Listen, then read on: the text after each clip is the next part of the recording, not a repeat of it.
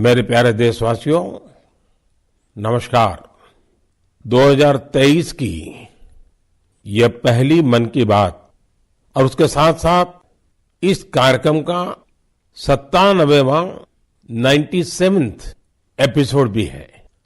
आप सभी के साथ एक बार फिर बातचीत करके मुझे बहुत खुशी हो रही है। हर साल जनवरी का महीना काफी इवेंटफुल होता है। इस महीने 14 जनवरी के आसपास उत्तर से दक्षिण तक और पूरब से पश्चिम तक देश भर में त्योहारों की रौनक होती है। इसके बाद देश अपने गणतंत्र उत्सव भी मनाता है। इस बार भी गणतंत्र दिवस समारोह में अनेक पहलुओं की काफी प्रशंसा हो रही है। जैसलमेर से पुलकित ने मुझे लिखा है कि 26 जनवरी की परेड के दौरान कर्तव्य पथ का निर्माण करने वाले श्रमिकों को देखकर बहुत अच्छा लगा। कानपुर से जया ने लिखा है कि उन्हें परेड में शामिल झांकियों में भारतीय संस्कृति के विभिन्न पहलुओं को देखकर आनंद आया। इस परेड में पहली बार हिस्सा लेने वाली विमेन कैमल राइडर्स और सीआरपीएफ की महिला टुकड़ी भी काफी सराहना हो रही है। साथियों, देहरादून के वत्सल जी ने मुझे लिखा है कि 25 जनवरी का मैं हमेशा इंतजार करता हूं, क्योंकि उस दिन पद्म पुरस्कारों की घोषणा होती है और एक प्रकार से 25 तारीख की शाम ही मेरी 26 जनवरी के उमंग को और बढ़ा देती है। जमीनी स्तर पर अपने समर्पण और सेवा भाव से उपलब्धि हासिल करने वालों को पीपल्स पद्म को लेकर भी कई लोगों ने अपनी भावनाएं साझा की है। इस बार पद्म पुरस्कार से सम्मानित होने वालों में जनजातीय समुदाय और जनजातीय जीवन से जुड़े लोगों का अच्छा खासा प्रतिनिधित्व रहा है। जनजातीय जीवन शहरों की भागदौड़ से अलग होता है, उसकी चुनौतियां भी अलग होती हैं। इसके बावजूद जनजातीय समाज अपनी परंपराओं को सहेजने के लिए हमेशा तत्पर रहते हैं। जनजातीय समुदाय से जुड़ी चीजों के संरक्षण और उन पर रिसर्च के प्रयास भी होते हैं। ऐसे ही टोटो, हो, कुई, कुवी और मांडा जैसी जनजातीय भाषाओं पर काम करने वाले कई महानुभावों को पद्म पुरस्कार मिले हैं। यह हम सभी के लिए गर्व की बात है। धानीराम टोटो, जानूम सी सॉय और बी रामकृष्ण रेड्डी जी के नाम अब तो पूरा देश उनसे परिचित हो गया है। सिद्दी, जारवा और ओंगे जैसे आदि जनजाति के साथ काम करने वाले लोगों को भी इस बार सम्मानित किया गया है। जैसे हीराबाई लोबी, रतन चंद्र कार और ईश्वर चंद्र वर्मा जी। जनजातीय समुदाय हमारी धरती, हमारी विरासत का अभिन्न हिस्सा रहे हैं। देश और समाज के विकास में उनका योगदान बहुत महत्वपूर्ण है। उनके लिए काम करने वाले व्यक्तित्वों का सम्मान नई पीढ़ी को भी प्रेरित करेगा। इस वर्ष पद्म पुरस्कारों की गूंज उन इलाकों में भी सुनाई दे रही है जो नक्सल प्रभावित हुआ करते थे। अपने प्रयासों से नक्सल प्रभावित क्षेत्रों में गुमराह युवकों को सही राह दिखाने वालों को पद्म पुरस्कारों से सम्मानित किया गया है। इसके लिए कांकेर में लकड़ी पर नक्काशी करने वाले अजय कुमार मंडावी और गढ़चिरौली के प्रसिद्ध झाड़ीपट्टी रंगभूमि से जुड़े परशुराम कोमाजी खुणे को भी ये सम्मान मिला है। इसी प्रकार नॉर्थ ईस्ट में अपनी संस्कृति के संरक्षण में जुटे राम कुई बांगवे न्यूमे, विक्रम बहादुर जमातिया और कर्मा वांगचू को भी सम्मानित किया गया है। साथियों, इस बार पद्म पुरस्कार से सम्मानित होने वालों में कई ऐसे लोग शामिल हैं जिन्होंने संगीत की दुनिया को समृद्ध किया है। कौन होगा जिसको संगीत पसंद न हो? हर किसी की संगीत की पसंद अलग अलग हो सकती है, लेकिन संगीत हर किसी के जीवन का हिस्सा होता है। इस बार पद्म पुरस्कार पाने वालों में वो लोग हैं जो संतूर, बमहुम, द्वितारा जैसे हमारे पारंपरिक वाद्य यंत्र की धुन बिखेरने में महारत रखते हैं। गुलाम मोहम्मद जाज, मोआ सुपौंग, सिंहबोर कुरकालाऊ, मुनि वेंकटप्पा और मंगल कांति राय, ऐसे कितने ही नाम हैं जिनकी चारों तरफ चर्चा हो रही है।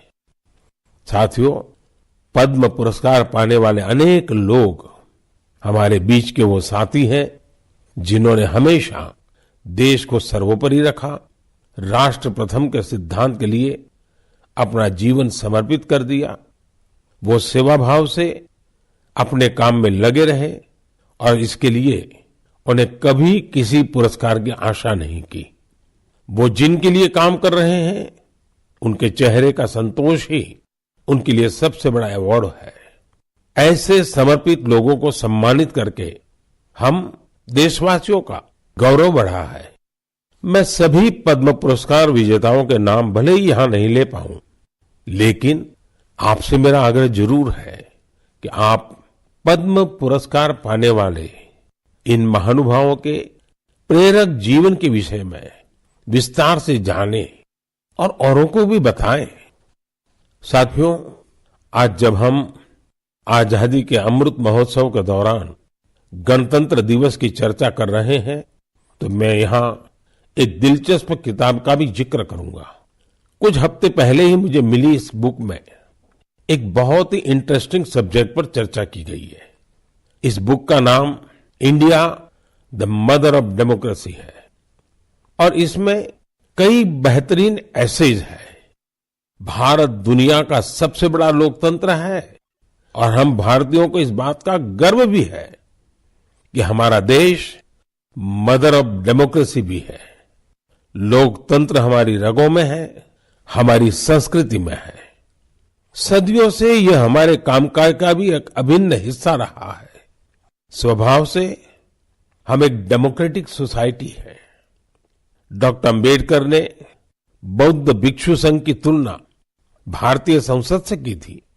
उन्होंने उसे एक ऐसी संस्था बताया था जहां मोशंस, रिजोल्यूशंस, कोरम, वोटिंग और वोटों की गिनती के लिए कई नियम थे। बाबा साहब का मानना था कि भगवान बुद्ध को इसकी प्रेरणा उस समय की राजनीतिक व्यवस्थाओं से मिली होगी। तमिलनाडु में एक छोटा लेकिन चर्चित गांव है उतिर मेरूर। यहां 1100-1200 साल पहले का एक शिलालेख दुनिया भर को अचंभित करता है। यह शिलालेख एक मिनी कॉन्स्टिट्यूशन की तरह है। इसमें विस्तार से बताया गया है कि ग्राम सभा का संचालन कैसे होना चाहिए और उसके सदस्यों के चयन की प्रक्रिया क्या हो।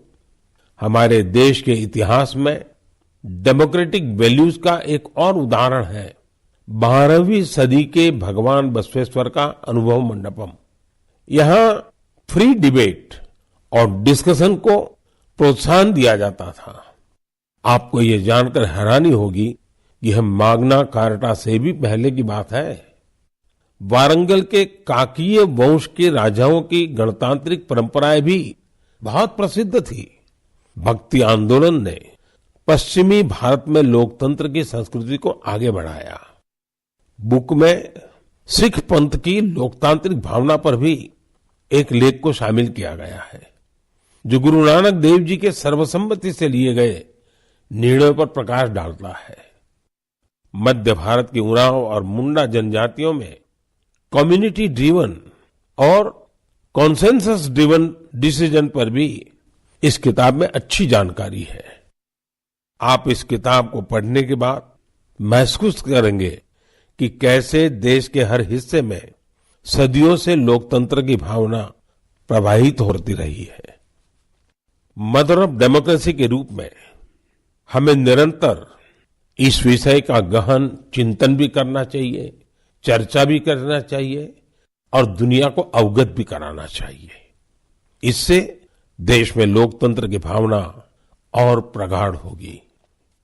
मेरे प्यारे देशवासियों, अगर मैं आपसे पूछूं कि योग दिवस और हमारे विभिन्न तरह के मोटे अनाजों मिलेट्स में क्या कॉमन है, तो आप सोचेंगे ये भी क्या तुलना हुई।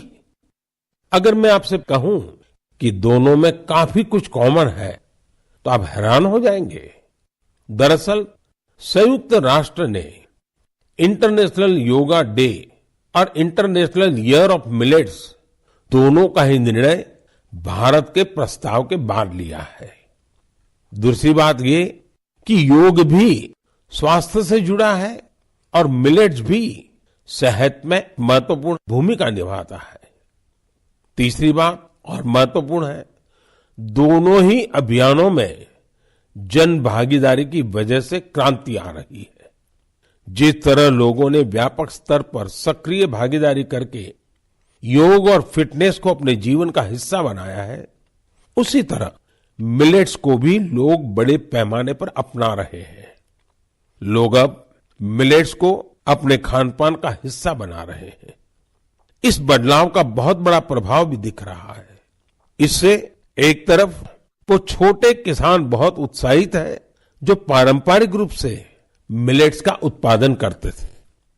वो इस बात से बहुत खुश हैं कि दुनिया अब मिलेट्स का महत्व समझने लगी है। दूसरी तरफ एफपीओ और एंटरप्रेन्योर्स ने मिलेट्स को बाजार तक पहुंचाने और उसे लोगों तक उपलब्ध कराने के प्रयास शुरू कर दिए हैं। आंध्र प्रदेश के नांदयाल जिले के रहने वाले केवी रामा सुब्बा रेड्डी जी ने मिलेट्स के लिए अच्छी खासी सैलरी वाली नौकरी छोड़ दी। मां के हाथों से बने मिलेट्स के पकवानों का स्वाद कुछ ऐसा रचा बसा था कि इन्होंने अपने गांव में बाजरे की प्रोसेसिंग यूनिट ही शुरू कर दी। सुब्बा रेड्डी जी लोगों को बाजरे के फायदे भी बताते हैं और उसे आसानी से उपलब्ध भी कराते हैं। महाराष्ट्र में अलीबाग के पास केनाड गांव की रहने वाली शर्मिला ओसवाल जी पिछले 20 साल से मिलेट्स की पैदावार में यूनिक तरीके से योगदान दे रही है। वो किसानों को स्मार्ट एग्रीकल्चर की ट्रेनिंग दे रही है। उनके प्रयासों से न सिर्फ मिलेट्स की उपज बढ़ी है, बल्कि किसानों की आय में भी वृद्धि हुई है। अगर आपको छत्तीसगढ़ के रायगढ़ जाने का मौका मिले तो यहाँ के मिलेट्स कैफे जरूर जाइएगा। कुछ ही महीने पहले शुरू हुए इस मिलेट्स कैफे में चीला, डोसा, मोमोज, पिज्जा और मंचूरियन जैसे आइटम खूब पॉपुलर हो रहे हैं। मैं आपसे एक और बात पूछूं, आपने एंटरप्रेन्योर शब्द सुना होगा, लेकिन क्या आपने मिलेटप्रेन्योर सुना है क्या? ओडिशा की मिलेटप्रेन्योर्स आजकल खूब सुर्खियों में है। आदिवासी जिले सुंदरगढ़ की करीब 1,500 महिलाओं का self help group Odisha millets mission से जुड़ा हुआ है। यहाँ महिलाएं मिलेट से कुकीज, रसगुल्ला, गुलाब जामुन और केक तक बना रही है। बाजार में इनकी खूब डिमांड होने से महिलाओं की आमदनी भी बढ़ रही है। कर्नाटका के कलबुर्गी में Aland Bhutai millets farmers producer company ने पिछले साल Indian institute of millets research की देखरेख में काम शुरू किया। यहाँ के खाकरा, बिस्कुट और लड्डू लोगों को भा रहे हैं। कर्नाटका के ही बीदर जिले में हुलसूर मिलेट प्रोड्यूसर कंपनी से जुड़ी महिलाएं मिलेट्स की खेती के साथ ही उसका आटा भी तैयार कर रही है। इससे इसकी कमाई भी काफी बढ़ रही है। प्राकृतिक खेती से जुड़े छत्तीसगढ़ के संदीप शर्मा जी के एफपीओ से आज 12 राज्यों के किसान जुड़े हैं। बिलासपुर का यह एफपीओ 8 प्रकार के मिलेट्स का आटा और उसके व्यंजन बना रहा है।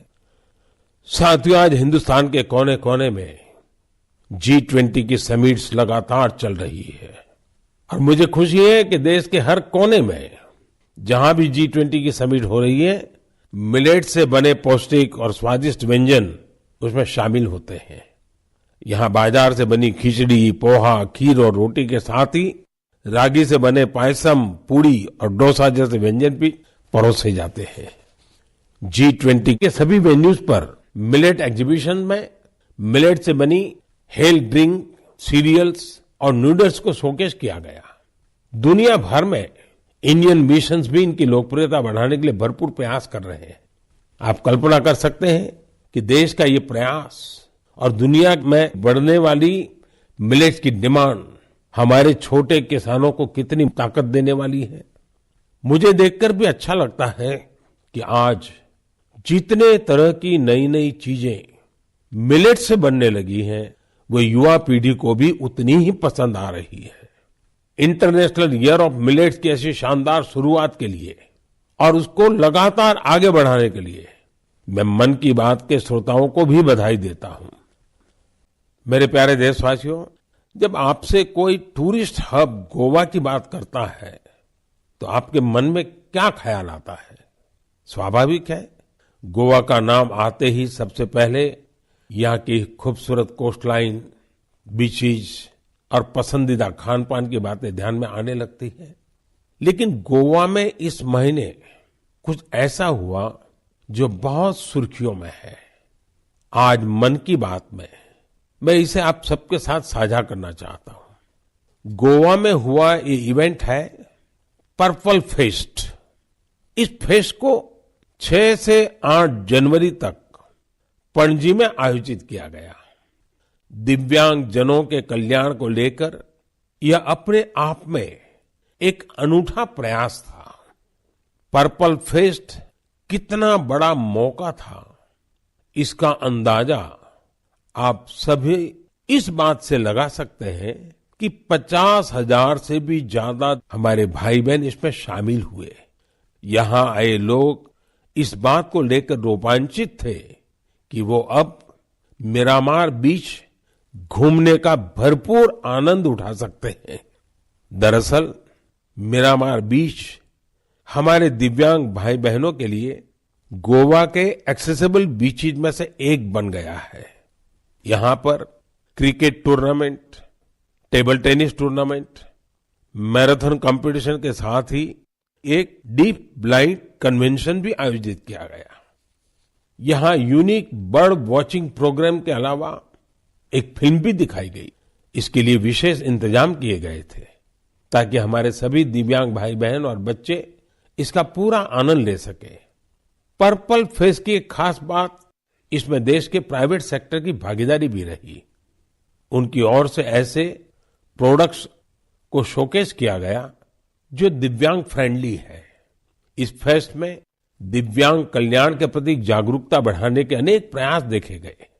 पर्पल फेस्ट को सफल बनाने के लिए मैं इसमें हिस्सा लेने वाले सभी लोगों को बधाई देता हूं।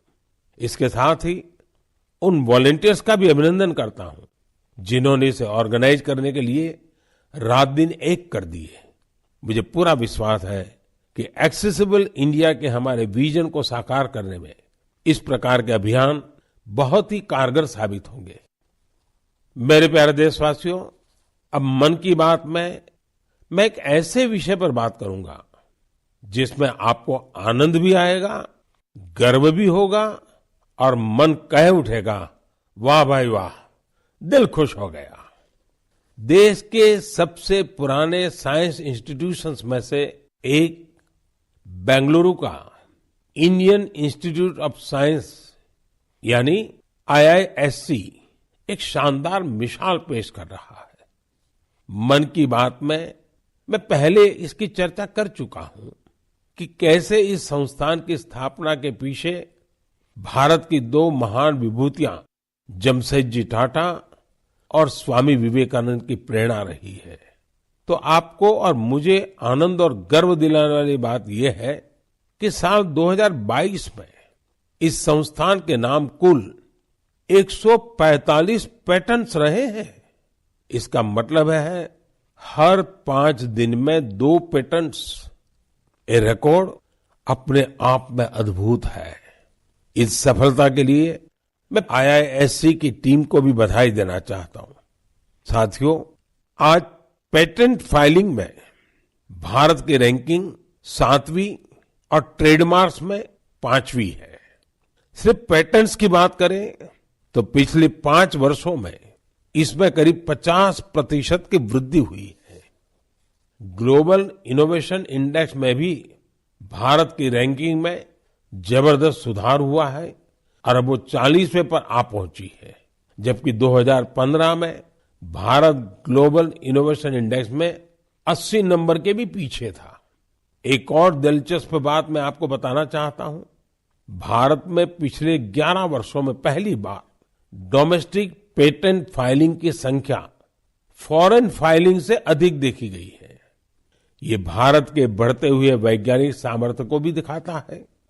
साथियों, हम सभी जानते हैं कि 21वीं सदी की ग्लोबल इकोनॉमी में नॉलेज ही सर्वोपरि है। मुझे विश्वास है कि भारत के टेकेड का सपना हमारे इनोवेटर्स और उनके पेटेंट्स के दम पर जरूर पूरा होगा। इससे हम सभी अपने ही देश में तैयार वर्ल्ड क्लास टेक्नोलॉजी और प्रोडक्ट का भरपूर लाभ ले सकेंगे। मेरे प्यारे देशवासियों, नमो ऐप पर मैंने तेलंगाना के इंजीनियर विजय जी की एक पोस्ट देखी। इसमें विजय जी ने ई वेस्ट के बारे में लिखा है। विजय जी का आग्रह है कि मैं मन की बात में इस पर चर्चा करूं। इस कार्यक्रम में पहले भी हमने वेस्ट टू वेल्थ यानी कचरे से कंचन के बारे में बातें की है, लेकिन आइए आज इसी से जुड़ी ई वेस्ट की चर्चा करते हैं। साथियों, आज हर घर में मोबाइल फोन, लैपटॉप, टैबलेट जैसी डिवाइसेस आम हो चली है। देश भर में इनकी संख्या बिलियंस में होगी। आज के लेटेस्ट डिवाइस भविष्य के ई वेस्ट भी होते हैं। जब भी कोई नई डिवाइस खरीदता है या फिर अपनी पुरानी डिवाइस को बदलता है, तो यह ध्यान रखना जरूरी हो जाता है कि उसे सही तरीके से डिस्कार्ड किया जाता है या नहीं। अगर ई वेस्ट को ठीक से डिस्पोज नहीं किया गया तो यह हमारे पर्यावरण को भी नुकसान पहुंचा सकता है। लेकिन अगर सावधानी पूर्वक ऐसा किया जाता है तो ये रिसाइकल और रीयूज की सर्कुलर इकोनॉमी की बहुत बड़ी ताकत बन सकता है। संयुक्त राष्ट्र की एक रिपोर्ट में बताया गया था कि हर साल 50 मिलियन टन ई वेस्ट फेंका जा रहा है। आप अंदाजा लगा सकते हैं कि कितना होता है। मानव इतिहास में जितने कमर्शियल प्लेन बने हैं, उन सभी का वजन मिला दिया जाए तो भी जितना ई वेस्ट निकल रहा है उसके बराबर नहीं होगा। ये ऐसा है जैसे हर सेकंड 800 लैपटॉप फेंक दिए जा रहे हो। आप जानकर चौंक जाएंगे कि अलग अलग प्रोसेस के जरिए इस ई वेस्ट से करीब 17 प्रकार के प्रेशियस मेटल्स निकाले जा सकते हैं। इसमें गोल्ड, सिल्वर, कॉपर और निकल शामिल है। इसलिए ई वेस्ट का सदुपयोग करना कचरे को कंचन बनाने से कम नहीं है। आज ऐसे स्टार्टअप्स की कमी नहीं जो इस दिशा में इनोवेट काम कर रहे हैं। आज करीब 500 ई वेस्ट रिसाइकलर्स इस क्षेत्र से जुड़े हैं और बहुत सारे नए उद्यमियों को भी इससे जोड़ा जा रहा है। इस सेक्टर ने हजारों लोगों को सीधे तौर पर रोजगार भी दिया है। बेंगलुरु की ई परिसरा ऐसे ही एक प्रयास में जुटी है।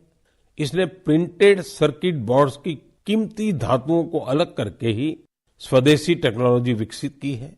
इसी तरह मुंबई में काम कर रही इकोरिको ने मोबाइल ऐप से ई वेस्ट को कलेक्ट करने का सिस्टम तैयार किया है।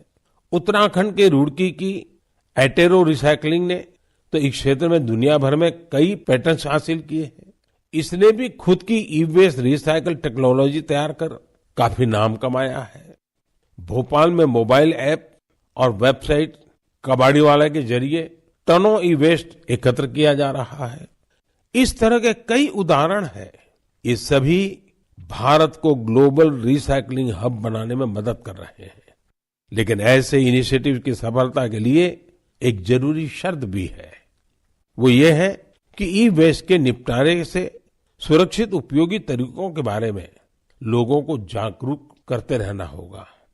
ई वेस्ट के क्षेत्र में काम करने वाले बताते हैं कि अभी हर साल सिर्फ 15-17% ई वेस्ट को ही रिसाइकल किया जा रहा है।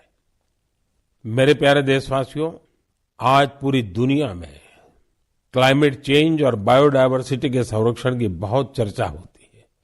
इस दिशा में भारत के ठोस प्रयासों के बारे में हम लगातार बात करते रहे हैं। भारत ने अपने वेटलैंड्स के लिए जो काम किया है, वो जानकर आपको भी बहुत अच्छा लगेगा। कुछ श्रोता सोच रहे होंगे कि वेटलैंड्स क्या होता है। वेटलैंड साइट्स यानी वो स्थान जहां दलदली मिट्टी जैसी जमीन पर साल भर पानी जमा रहता है। कुछ दिन बाद 2 फरवरी को ही वर्ल्ड वेटलैंड्स डे है। हमारी धरती के अस्तित्व के लिए वेटलैंड्स बहुत जरूरी है, क्योंकि इन पर कई सारे पक्षी, जीव, जंतु निर्भर करते हैं। ये बायोडायवर्सिटी को समृद्ध करने के साथ फ्लड कंट्रोल और ग्राउंड वाटर रिचार्ज को भी सुनिश्चित करते हैं। आप में से बहुत लोग जानते होंगे, रामसर साइट्स ऐसे वेटलैंड्स होते हैं जो इंटरनेशनल इंपॉर्टेंस के हैं। वेटलैंड्स भले ही किसी देश में हो, लेकिन उन्हें अनेक मापदंडों को पूरा करना होता है, तब जाकर उन्हें रामसर साइट्स घोषित किया जाता है। रामसर साइट्स में 20,000 या उससे अधिक वाटर बर्ड्स होने चाहिए। स्थानीय मछली की प्रजातियों का बड़ी संख्या में होना जरूरी है। आजादी के 75 साल पर अमृत महोत्सव के दौरान रामसर साइट से जुड़ी एक अच्छी जानकारी भी मैं आपके साथ शेयर करना चाहता हूं। हमारे देश में अब रामसर साइट्स की कुल संख्या 75 हो गई है, जबकि 2014 के पहले देश में सिर्फ 26 रामसर साइट्स थी। इसके लिए स्थानीय समुदाय बधाई के पात्र हैं, जिन्होंने इस बायोडायवर्सिटी को संजोकर रखा है। यह प्रकृति के साथ सद्भाव पूर्वक रहने की हमारी सदियों पुरानी संस्कृति और परंपरा का भी सम्मान है। भारत के ये वेटलैंड्स हमारी प्राकृतिक सामर्थ्य का भी उदाहरण है। ओडिशा की चिल्का झील को 40 से अधिक वाटर बर्ड स्पीशीज को आश्रय देने के लिए जाना जाता है। कैबुल लमजाम लोकटाक को स्वैम्प डियर का एकमात्र नेचुरल हैबिटेट माना जाता है। तमिलनाडु के वेर्थांगल को 2022 में रामसर साइट घोषित किया गया। यहाँ की बर्ड पॉपुलेशन को संरक्षित करने का पूरा श्रेय आसपास के किसानों को जाता है। कश्मीर में पंजाथ नाग समुदाय एनुअल फ्रूट ब्लॉसम फेस्टिवल के दौरान एक दिन को विशेष तौर पर गांव के झरने की साफ सफाई में लगाता है। वर्ल्ड रामसर साइट में अधिकतर यूनिक कल्चरल हेरिटेज भी है। मणिपुर का लोकटाक और पवित्र झील रेणुका से वहां की संस्कृतियों का गहरा जुड़ाव रहा है। इसी प्रकार संभार का नाता मां दुर्गा के अवतार शाकंभरी देवी से भी है। भारत में वेटलैंड्स का ये विस्तार उन लोगों की वजह से संभव हो पा रहा है जो रामसर साइट्स के आसपास रहते हैं। मैं ऐसे सभी लोगों की बहुत सराहना करता हूं। मन की बात के श्रोताओं की तरफ से उन्हें शुभकामनाएं देता हूं। मेरे प्यारे देशवासियों, इस बार हमारे देश में, खासकर उत्तर भारत में खूब कड़ाके की सर्दी पड़ी। इस सर्दी में लोगों ने पहाड़ों पर बर्फबारी का मजा भी खूब लिया। जम्मू कश्मीर से कुछ ऐसी तस्वीरें आई जिन्होंने पूरे देश का मन मोह लिया। सोशल मीडिया पर तो पूरी दुनिया के लोग इन तस्वीरों को पसंद कर रहे हैं। बर्फबारी की वजह से हमारी कश्मीर घाटी हर साल की तरह इस बार भी बहुत खूबसूरत हो गई है। बनिहाल से बड़गाम जाने वाली ट्रेन की वीडियो को भी लोग खासकर पसंद कर रहे हैं। खूबसूरत बर्फबारी, चारों ओर सफेद चादर सी बर्फ। लोग कह रहे हैं कि ये दृश्य परिलोक की कथाओं सा लग रहा है। कई लोग कह रहे हैं कि ये किसी विदेश की नहीं, बल्कि अपने ही देश में कश्मीर की तस्वीरें हैं। एक सोशल मीडिया यूजर ने लिखा है कि स्वर्ग इससे ज्यादा खूबसूरत और क्या होगा। ये बात बिल्कुल सही है, तभी तो कश्मीर को धरती का स्वर्ग कहा जाता है। आप भी इन तस्वीरों को देखकर कश्मीर के शहर जाने का जरूर सोच रहे होंगे। मैं चाहूंगा आप खुद भी जाइए और अपने साथियों को भी ले जाइए। कश्मीर में बर्फ से ढके पहाड़, प्राकृतिक सौंदर्य के साथ साथ और भी बहुत कुछ देखने जानने के लिए है। जैसे कि कश्मीर के सैयदाबाद में विंटर गेम्स आयोजित किए गए। इन गेम की थीम थी स्नो क्रिकेट।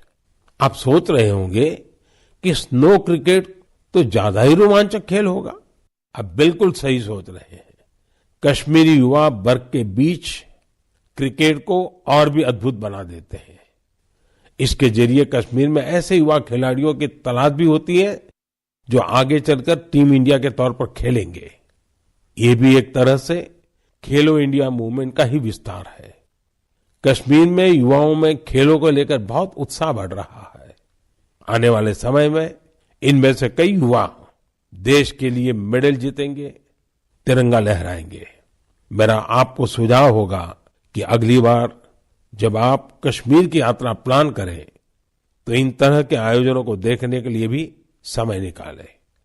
ये अनुभव आपकी यात्रा को और भी यादगार बना देंगे।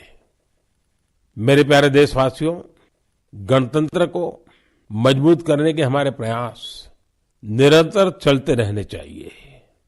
गणतंत्र मजबूत होता है जनभागीदारी से, सबका प्रयास से, देश के प्रति अपने अपने कर्तव्यों को निभाने से। और मुझे संतोष है कि हमारा मन की बात ऐसे कर्तव्यनिष्ठ सेनानियों की बुलंद आवाज है। अगली बार फिर से मुलाकात होगी ऐसे कर्तव्यनिष्ठ लोगों की दिलचस्प और प्रेरक गाथाओं के साथ। बहुत बहुत धन्यवाद।